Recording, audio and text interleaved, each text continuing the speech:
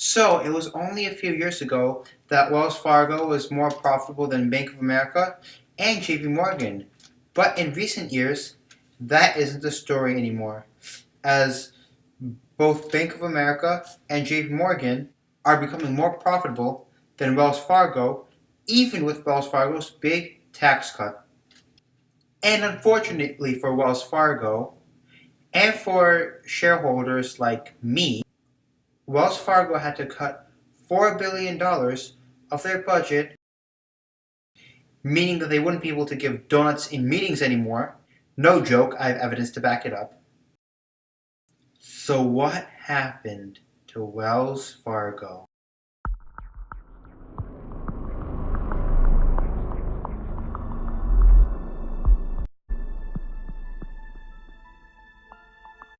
First of all, there was a scandal, which was a couple of years ago in 2016, when Wells Fargo decided to create 8 accounts for the consumers without their permission.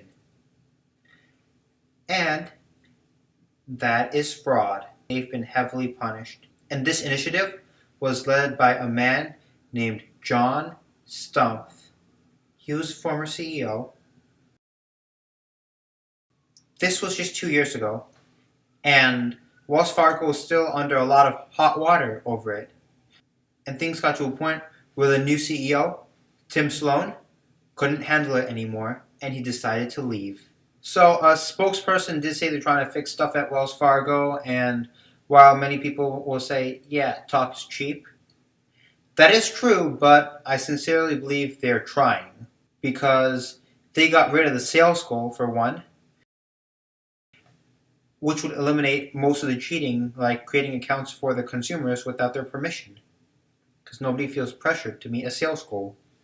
And now the problem is that the bank has to find a new CEO because Tim Sloan just retired, so they have to look outside of the bank. For a complex problem, Warren Buffett has a simple solution. Don't hire a bank CEO. Now, some of you may be thinking, oh yeah, Warren Buffett, you're so smart. But, okay, you just said don't hire a bank CEO, but what kind of CEO? A CEO from where? Actually, that's a complicated solution to a complex problem. So, who is their new CEO? I guess we'll have to see. And also, yes guys, this does affect the share price of the stock. And not many people want it right now because of everything that's going on. However, Wells Fargo is one of the top 4 big banks, which means that should a recession happen, they will be bailed out by the government, most likely. And also, the top 4 big banks are given priority when the government is trying to consider which bank they should bail out. Wells Fargo's in 3rd place.